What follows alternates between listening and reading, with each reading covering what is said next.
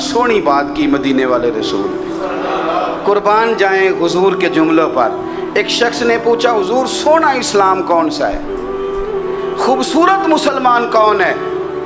تو نبی پاک صلی اللہ علیہ وسلم نے فرمایا وہ خوبصورت مسلمان ہے جو بات اس کے مقصد کی نہیں بے معنی ہے وہ بات وہ چھوڑ دے۔ بے مقصد باتوں سے الجھنا جو بندہ چھوڑ دے وہ مسلمان بڑا سونا مسلمان ہے۔ ہم کمزور اس لیے ہوتے ہیں کہ ہماری توجہ زیادہ دوسروں کی باتوں پر پڑتی ہے۔ پھر فرمایا والذین ھم للزکاۃ فاعلون، وہ لوگ جو زکوٰۃ دینے کا کام کرتے ہیں، صدقات کرتے ہیں، خیرات کرتے ہیں، وہ کامیاب ہو جاتے ہیں۔ پھر فرمایا والذین ھم لفروجہم حافظون، وہ جو اپنی شرمگاہ کی حفاظت کرتے ہیں۔ نوجوان میری بات پر توجہ کریں، فرمایا وہ لوگ جو اپنی شرمگاہ کی والذین ھم لفروجہم حافظون، وہ لوگ جو اپنی شرمگاہ کی حفاظت کرتے ہیں۔ حضور غوث پاک رضی اللہ تعالیٰ عنہ فرمایا کرتے تھے دو چیزیں انسان اپنی سنبھال لینا، ایک پیٹ اور ایک شرمگاہ، تو فرماتے تھے ولایت اس کے بڑی قریب آ جاتی۔ ہم نہ ان لذات میں الجھ جاتے ہیں۔ سیانے بندے روٹی کمر سیدھی کرنے کے لیے کھانی چاہیے، زبان کے ذائقے کے لیے نہیں کھانی چاہیے۔ یہ زبان کا ذائقہ لگ جائے یہ کہیں کا نہیں چھوڑتا انسان۔ اپنی شرمگاہ کی جو لوگ حفاظت کر لیتے ہیں، کوئی بڑے سے بڑا گناہ کرنے سے بھی بندہ کافر نہیں ہوتا، بندہ کفر کرنے سے کافر ہوتا ہے۔ گناہ بڑے سے بڑا کرنے والا بھی گناہ گار ہے، کافر نہیں۔ لیکن بعض گناہ ایسے ہیں جو جس وقت بندہ کر رہا ہوتا ہے اس وقت وہ مومن نہیں ہوتا۔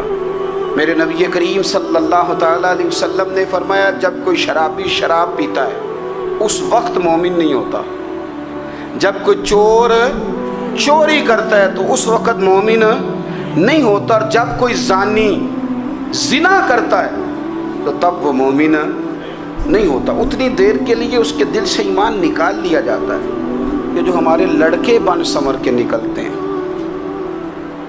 یہ جو میک اپ کا خرچہ لڑکیوں کے برابر لڑکوں کا ہوتا جا رہا ہے، یہ جو لڑکے بھی رات کو چہرے پر کریم لگا کر کے سوتے ہیں، یہ بتا سکتے ہیں کہ مقاصد کیا ہے؟ بتا سکتے ہیں؟ یعنی بچے بھی بغیر شیمپو کے بال نہیں دھوتے، مثلا کیا کرنا ہے آپ نے اس کا؟ بڑی بڑی قیمتی چیزیں جو ہیں وہ آپ نے رکھی ہوئی ہیں، مقصد کیا ہے؟ یہ جو ہمارے بچے بن سنور کے نکل رہے ہیں تو کیا دعوت دے رہے ہیں سوسائٹی کو؟ شارٹ نکرے پہن کے جو نکلے ہوئے ہیں، اریاں لباس پہن کے نکلے ہوئے ہیں۔ اقبال نے کہا تھا دیار مشرق حوث میں غلطاں، شباب اریاں شراب اسیاں، جسے بھی دیکھو غری کے اسیاں۔ ہم ایسی تہذیب کیا کریں گے؟ شباب اریاں، تم نے اپنی جوانی ننگی کر ڈالی ہے ساری معاذ اللہ۔ کن مقاصد کے لیے؟ میں وہ اعداد و شمار بتا نہیں سکتا۔ ہمارے ہاں گند سستا ہو گیا ہے، لوگوں نے گناہ تک پہنچنا آسان بنا دیا ہے۔ آپ دیکھ لیں گندگی دروازے پہ اور گند موبائل میں، کیسے بچائیں ان بچوں کو؟ کیا کریں؟ کلیجے پھٹتے ہیں، ابھی باتیں سوچتے ہیں تو سوچتے ہیں آنے والی نسل کو کہاں لے جائیں، کہاں چھپائیں، کیا ایسا کریں کہ یہ بچ جائیں۔ خدا را قربان جائیں حضرت عثمان غنی پر۔ مصنف ابن ابی شیبہ میں صحابہ فرماتے ہیں حضرت عثمان غنی نا بڑے مالدار تھے۔ مال آتا ہے تو لوگ عیاش نہیں ہو جاتے، مال آتا ہے تو لوگوں کی خواہشات بہت بڑھ نہیں جاتی۔ بڑے مالدار تھے، مالدار بھی تھے اور سونے بھی بڑے تھے۔ حضرت اسامہ بن زید کہتے ہیں میں نے زندگی میں اتنا سونا بندہ نہیں دیکھا جتنے حضرت عثمان غنی خوبصورت تھے، پیسہ بھی حسن بھی۔ لیکن فرماتے ہیں کہ حضرت عثمان غنی سب سے بڑھ کر اپنی شرمگاہ کی حفاظت کرنے والے اور سب سے بڑھ کر صلہ رحمی کرنے والے، رشتہ داروں سے اچھا سلوک کرنے والے، حیا والے، شرم والے، پاکیزگی والے۔ آپ کا ذہن ہے، آپ صبح اٹھتے ہی ذہن بنا لیں کہ میں نے آج اتنا سبق پڑھنا ہے، آج اتنی تفسیر دیکھنی ہے، اتنی عبادت کرنی ہے، فلانی نعت میں نے دیکھنی ہے، فلاں خیر کا کام کرنا ہے، فلاں آدمی کے ساتھ نیکی کرنی ہے۔ صبح ذہن بنا لیں، آپ کا ذہن وہی کام کرنے لگے گا۔ لیکن اگر صبح اٹھتے ہی ذہن میں گندگی ہے، رات کو سوتے ہی معاذ اللہ ذہن میں وسوسے ہیں، تو پھر سارا دن وہی چکی چلے گی، وہی انداز رہے گا۔